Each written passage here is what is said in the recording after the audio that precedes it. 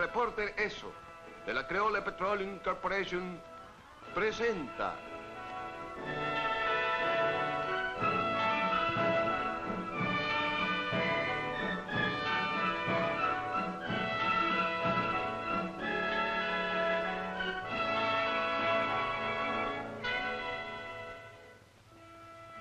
Ciudadano, cumple con tu deber, vota.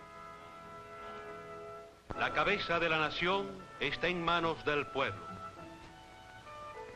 Este es el día en que un gobierno autónomo recibe el mandato de la fuente esencial del poder, el pueblo. Una elección libre para todos los hombres y mujeres en edad electoral se va a efectuar.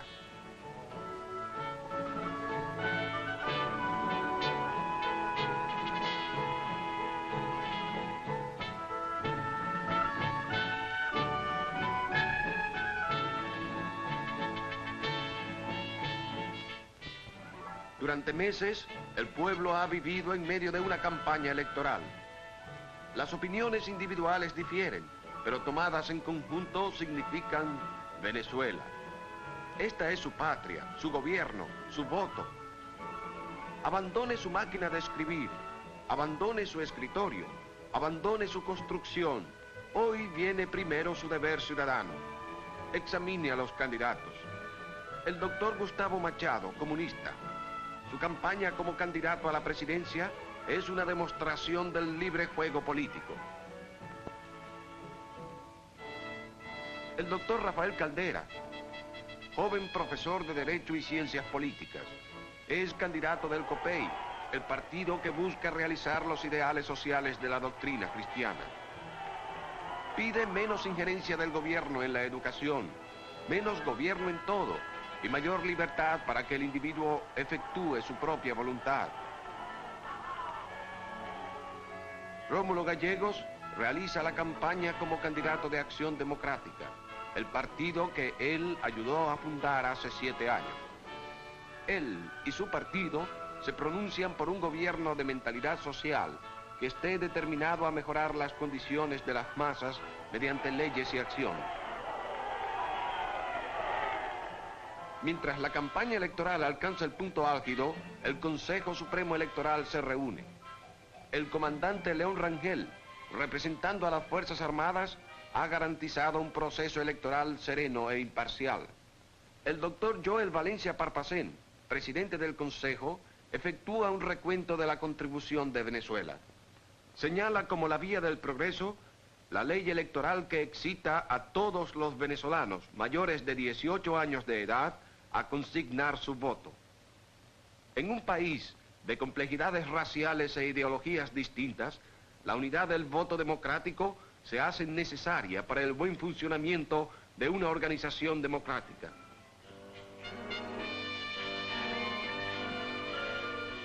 Funcionarios electorales, representando todos los partidos, recibieron sucintas y específicas instrucciones en la tarde anterior. Estas personas que acuden al Liceo Andrés Bello en Caracas son los exponentes, todos a una, de la grave respuesta al llamado del deber cívico. Las firmas fijan la responsabilidad, determinando los individuos en cuyas manos se deposita la confianza en la buena marcha del proceso electoral. Todo se halla listo. Ahora, una nación se prepara de nuevo para elegir su destino. Este es el día en que un gobierno autónomo recibe así el mandato de su pueblo. En las primeras horas de la mañana, hileras de votantes habían respondido ya al llamado del deber cívico. Mostráronse pacientes y graves. No hubo inconveniente alguno.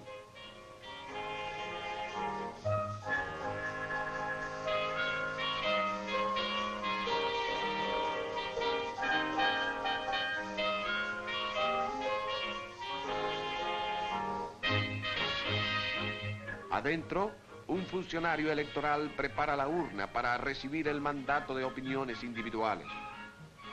Una vez fijado el sello, este no puede ser roto hasta que los votos se encuentren listos para el contaje, después de las elecciones. El primer funcionario electoral indica que ya se puede votar. En 1000 mesas electorales, a exactamente las 6 de la mañana del 14 de diciembre de 1947, esto sucedía en toda Venezuela. Era el gran día. Usted escogía su voto, lo sellaba secretamente en un sobre y lo depositaba en la urna electoral. La huella digital comprueba que es usted y no otra persona. Y su dedo entintado de verde le recordará que no puede votar por segunda vez. Era tan sencillo como esto.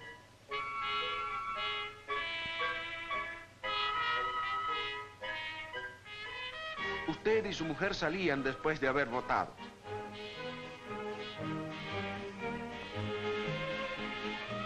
No votaron únicamente en la gran ciudad de Caracas. En los campos petroleros del oriente también votaron.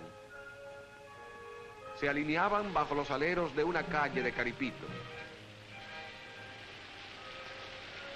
Miraban cómo llovía, pero la lluvia no les impidió votar.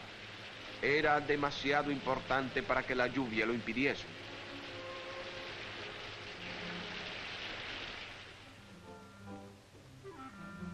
En Maturín, la capital de Monagas, las elecciones eran igualmente importantes. Hay muchas maneras de llegar para unas elecciones.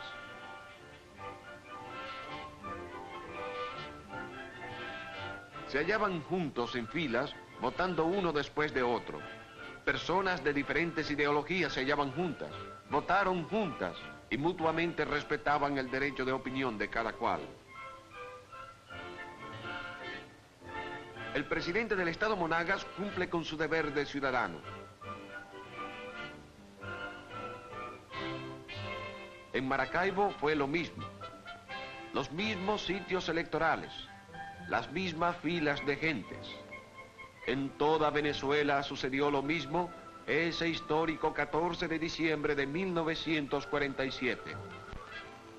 En Caracas, a medida que avanzaba el día de la elección, era evidente que la imaginación y el deseo de todo un pueblo se hallaban embargados y las filas no disminuían. Los votantes en el interior del Liceo Andrés Bello todavía continuaban avanzando, escogiendo los votos, depositándolos en las urnas, marcando sus huellas digitales y entintándose el dedo meñique con tinta verde indeleble.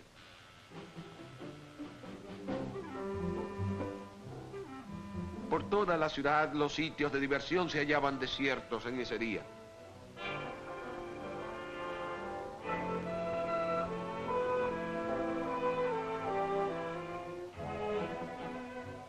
Toda clase de gente acudía a las urnas.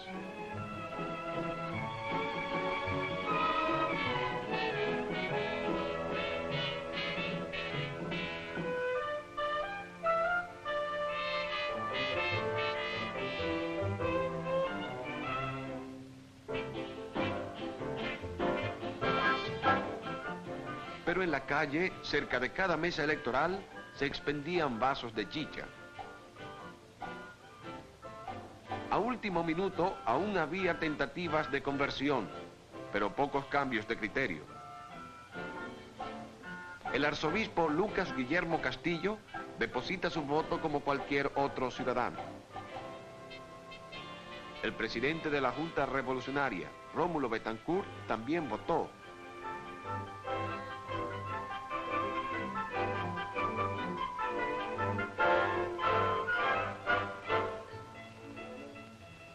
Después, le fue tan difícil como a usted limpiar su dedo meñique, pero él quería estrechar la mano a todo el mundo.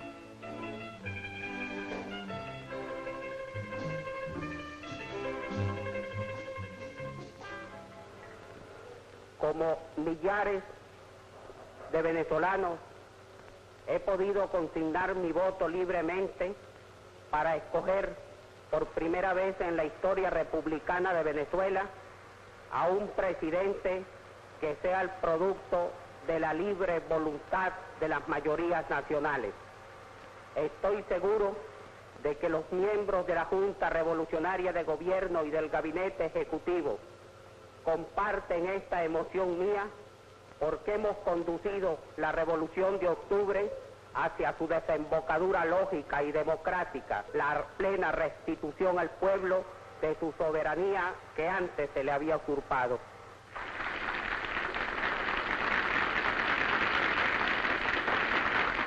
Inmediatamente después de haber sido depositado el último voto, los funcionarios electorales se entregaron a la tarea de contar los resultados.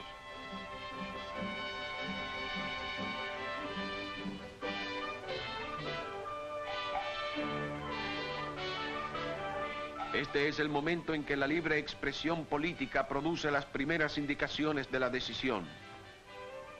El cómputo continuó en las unidades mayores de municipalidades y distritos. A medida que el número de votos y de votantes aumentaba, se emplearon las máquinas de sumar. Las primeras noticias de los resultados de la votación se dan a conocer inmediatamente a través del radio.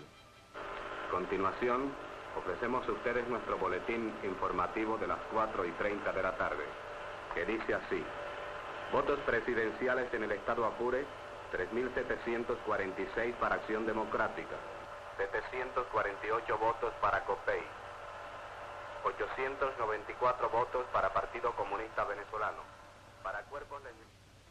En cosa de horas, los resultados de la votación en lugares distantes llegan por la radio o el telégrafo a una oficina central de computación de votos. Las máquinas de teletipo operadas por estas manos bien informadas enviaban las noticias al resto del mundo. Al Consejo Supremo Electoral siguen llegando aún más votos y en grupos mayores, convergiendo sobre el equipo de hombres que pronto sabrá lo que ha pasado. Y cuando todos los números hayan sido sumados, mostrarán que una tercera parte de la población ha votado. Alrededor de 1.300.000 personas, cuando antes solo 35.000 solían expresar su voluntad en una elección nacional. Las cifras aparecen impresas en negro sobre blanco.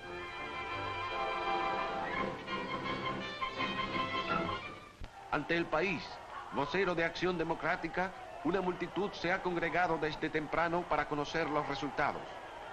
Su alegría es un anticipo de las celebraciones mayores a venir en calles, plazas y salas de baile.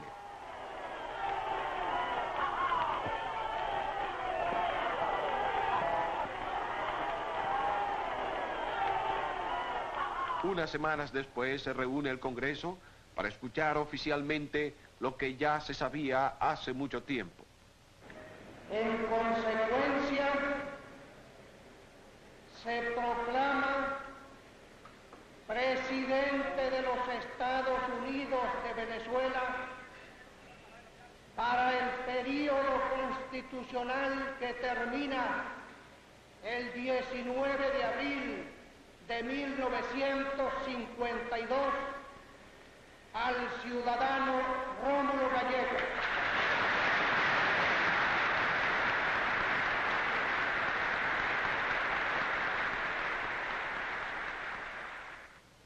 Al oír la participación que acaba de hacérseme de que el Congreso Nacional ha hecho la proclamación de mi condición de presidente constitucional de la República en virtud de las últimas elecciones verificadas en diciembre, he experimentado la mayor emoción que puede experimentar un venezolano amante de su patria y de su pueblo.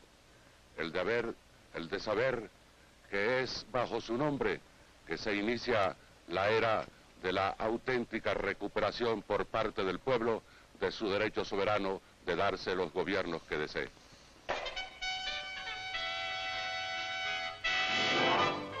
Desde que la Venezuela colonial practicaba la religión y la cuaresma, ella se ha venido entregando al juego de carnaval que precede a la cuaresma. Hoy, una nación exuberante mezcla su antigua fiesta de carnaval con los primeros festejos de una inauguración presidencial.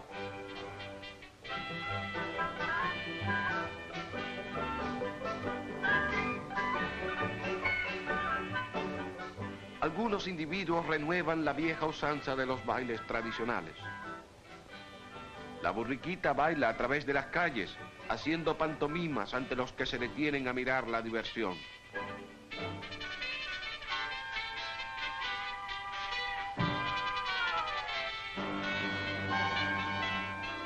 Las calles de la gran ciudad se han convertido en una sala de baile y tanto los jóvenes como los viejos se divierten.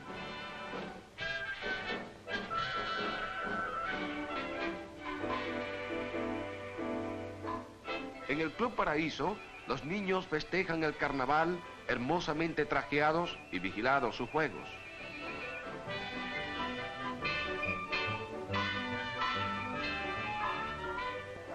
Mientras tanto, los grandes bailes en las plazas se abren al creciente público caraqueño. En el Parque Carabobo, un pequeño grupo de entusiastas se divierte ante un organillo de mano.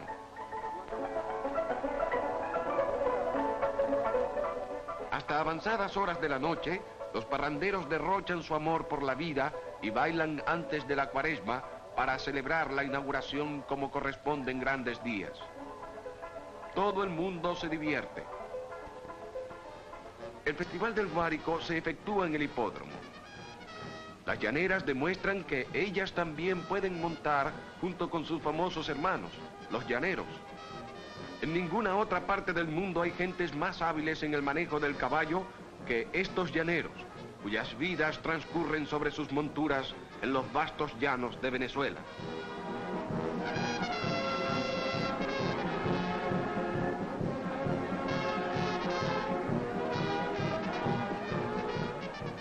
De la tribuna para espectadores se ve al cuerpo de caballería mostrando su estilo militar de asalto.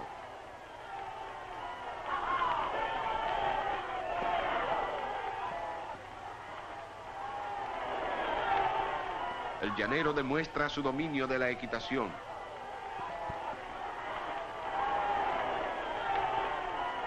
La coleada, un deporte inventado por los llaneros, da la victoria al jinete que más pronto tumba al toro.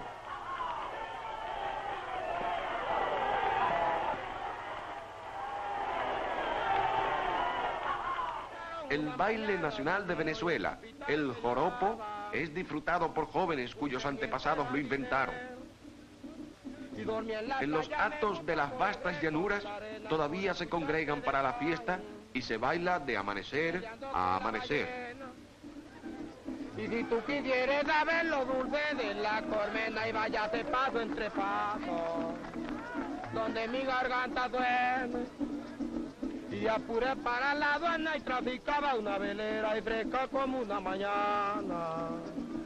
Y en tiempo de primavera, y mariquita flor de lima y de manzanas árboles.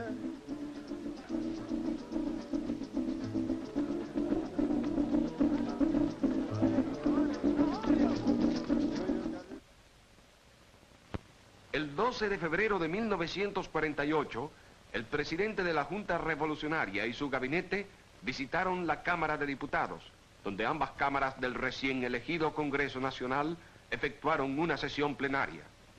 Todos los procedimientos estaban conformes con la ley debidamente establecida, pero la significación histórica de este acontecimiento residió en el hecho de ser otro paso más en el funcionamiento de un gobierno democrático autónomo. Tiene la palabra el ciudadano presidente de la Junta Revolucionaria de Gobierno.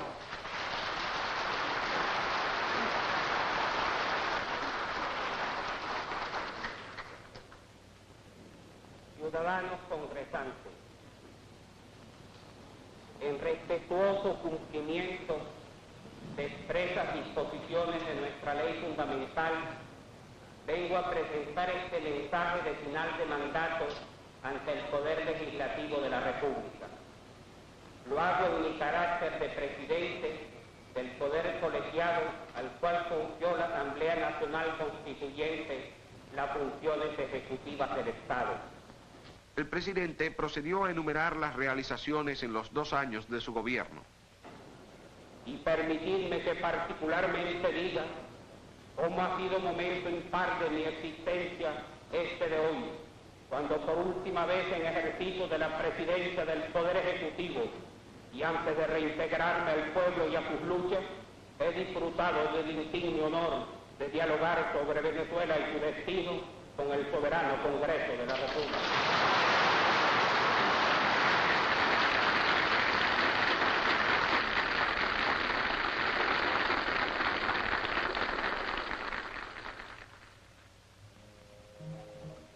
2 días después, en la sala de recepción en Miraflores, el presidente Betancourt da la bienvenida a las delegaciones oficiales llegadas de todas partes del mundo para las ceremonias inaugurales.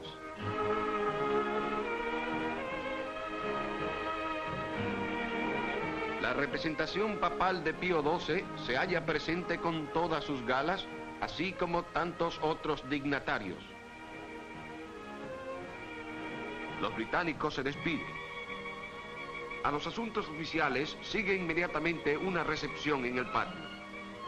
Los agregados militares departen con los diplomáticos, cuya función es alcanzar el pacífico entendimiento entre las naciones. Nuestros ministros del gobierno cambian cumplidos con los británicos. El presidente Betancourt, el anfitrión, está alerta. El doctor Raúl Leoni, ministro del Trabajo, está presente.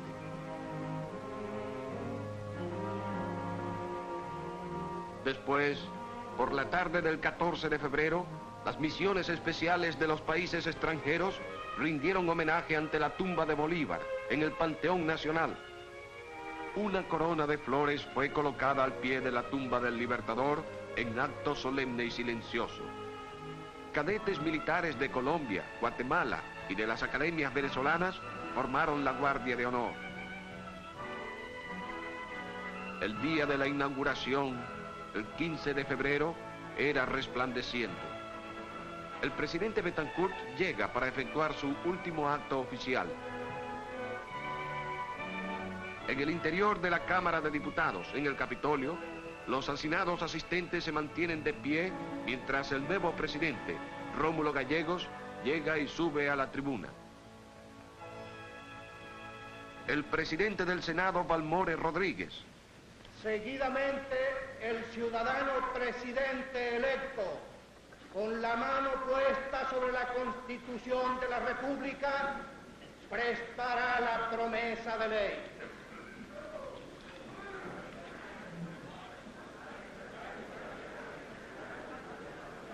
Ciudadano Rómulo Gallegos, prometéis sostener y defender la Constitución y leyes de la República y cumplir fiel y estrictamente los deberes del cargo con que os ha investido la soberanía popular.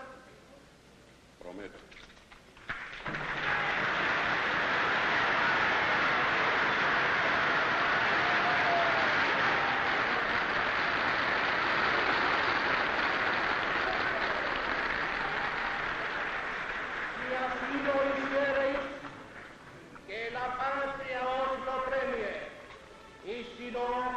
Que os lo demande.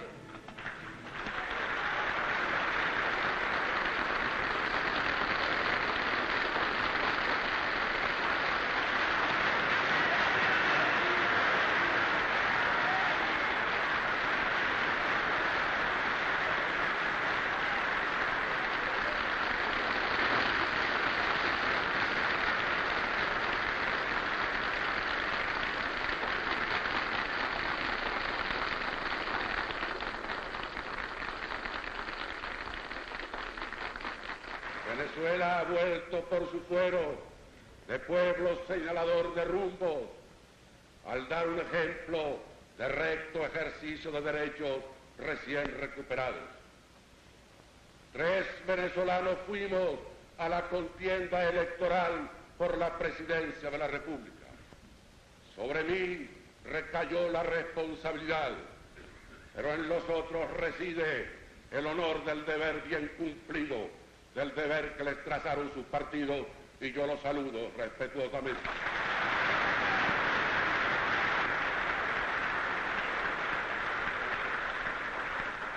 No se haga nadie a sí mismo el agravio de malgastar la hora de la fe, que es el más hermoso de los movimientos del corazón humano, en las mezquindades de las malicias, para desconfiar de la sinceridad de las palabras que acaba de oír. Rafael Caldera y Gustavo Machado, cada cual en sus respectivas ideologías, sin confusiones posibles con las mías, fueron en la contienda electoral y aún continúan siéndolo cifras de esperanza venezolana. Nada de este gentilicio puede hacerme ajeno en esta hora generosa de la confianza de mi pueblo puesta en mí, que es al mismo tiempo la del comienzo de la imperiosa obligación sin contemplaciones de parcialidad. Ciudadanos, senadores y diputados de la República, las palabras que acabáis de oírme no han sido solamente vuelco de corazón emocionado, sino comienzo de severo cumplimiento de deber.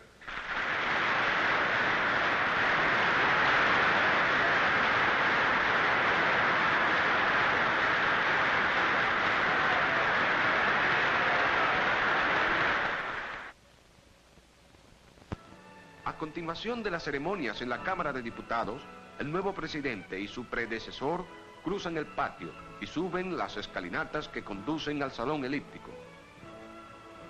Ante la mirada de los héroes de la independencia de Venezuela, inmortalizados en el gigantesco mural de Tovar y Tovar que cubre el cielo raso, los miembros del gobierno y los dignatarios visitantes colman el salón para escuchar el discurso inaugural del presidente Gallegos. Compatriotas, os saluda cordialmente quien ya no se pertenece, porque no es sino un instrumento que vosotros mismos habéis escogido para labraros la propia felicidad. Acabo de formular ante el Congreso Nacional la promesa de cumplimiento de la Constitución y de las leyes de la República durante el ejercicio de la presidencia de la misma, del pueblo que a esta posición me ha traído con su voto, de la gran masa trabajadora especialmente, con cuyo cotidiano esfuerzo creador de riqueza y de servicio provechoso ha de construirse el bienestar de la colectividad. Espero confiadamente el vigoroso aporte de su contracción al deber y de su superación en el rendimiento máximo del trabajo que les he encomendado. Ante la parada militar efectuada esa tarde en la avenida O'Higgins, conocida generalmente por la Avenida de la Paz, el presidente Gallegos paseó 2 veces a lo largo de la calle hasta sentarse luego en las tribunas. A su lado se halla el coronel Carlos Delgado Chalbaud, ministro de Defensa.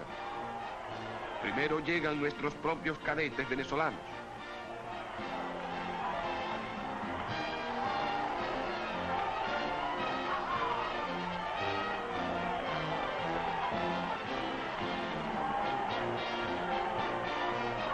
Luego los de Colombia.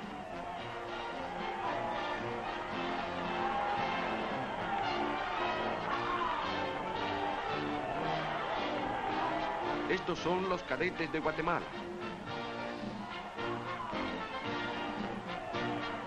Los aviones se unen a la parada desde arriba. La infantería de marina, tanto como los marineros británicos del crucero Sheffield, blanden en alto sus armas. Marinos norteamericanos del portaaviones Saipan y marineros del destructor norteamericano Whitehead. Los marineros holandeses también blanden en alto sus armas.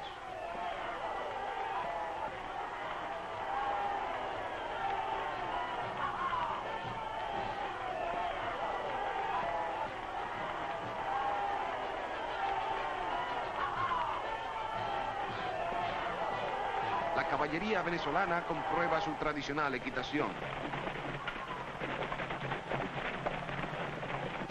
Durante más de 1 hora, la parada continuó desfilando por la avenida.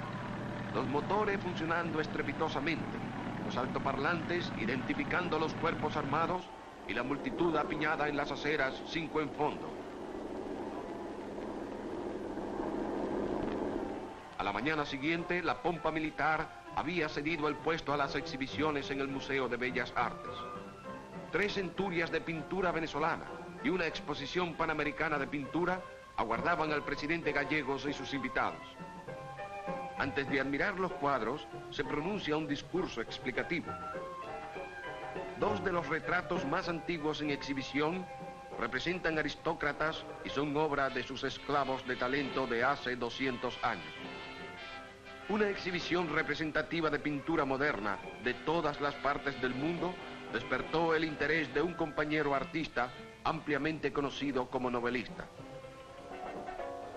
A la 1 de la tarde, en ese mismo 16 de febrero, la Municipalidad del Distrito Federal ofreció una fiesta típica y ternera en el Club Campestre de los Cortijos en honor de las misiones especiales.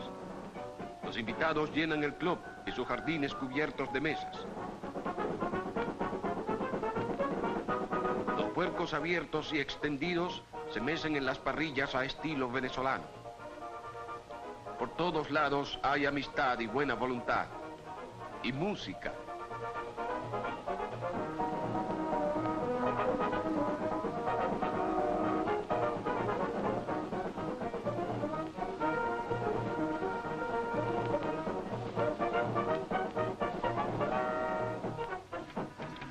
A la siguiente noche, el Festival Folclórico marcó una época cultural en el nuevo circo. El tamunangue se baila anualmente el día de San Antonio, en junio, en el Tocuyo. Para esto, y una docena de otras sorprendentes creaciones, habían sido traídos los bailadores de remotos sitios del país. De la isla de Margarita procede un baile animado. Un bote, el pescado y los pescadores representan rítmicamente una pantomima. Los bailes de animales del oriente de Venezuela incluyen el chiriguare, que se celebra tradicionalmente en la Navidad o en el Carnaval en San Antonio del Golfo, Estado Sucre. Un brujo da muerte al mítico animal. Un enorme samuro se acerca tímidamente para sacar al animal los intestinos, representados por una hermosa cinta. El chimbanguele de San Benito Negro, procedente del estado Zulia, revela en sus muchos tambores y golpes rítmicos su origen africano. Esta es una cultura de baile incomparablemente rica y variada. Pero oigamos mientras los tambores hablan.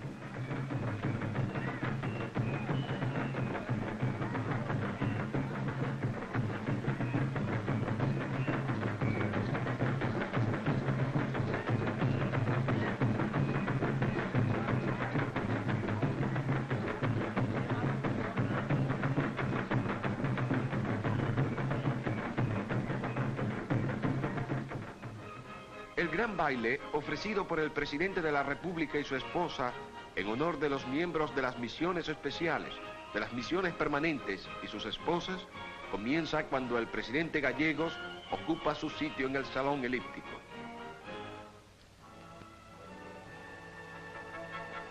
Esta es la culminación y fin de las ceremonias y celebraciones de la inauguración. El baile continuó durante toda la noche, casi hasta el amanecer. Aunque se llevaba trajes de etiqueta, no había formalidad alguna. El saliente y el entrante cambian impresiones sobre la amistosa sucesión. La señora Gallegos se sienta con su esposo. En cada extremo de la sala de baile, una orquesta continúa la ejecución mientras la otra descansa. Un baile digno del suceso que se celebra.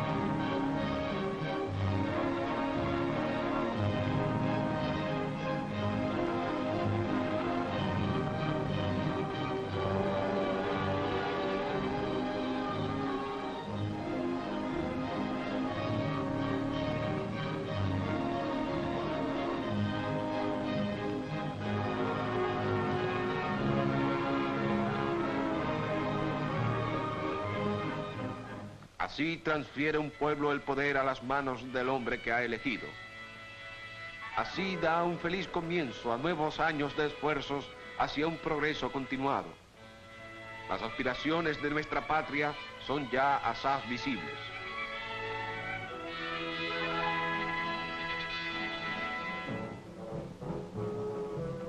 Las continuas empresas de las compañías, tanto como las construcciones públicas, cambian el aspecto de la tierra.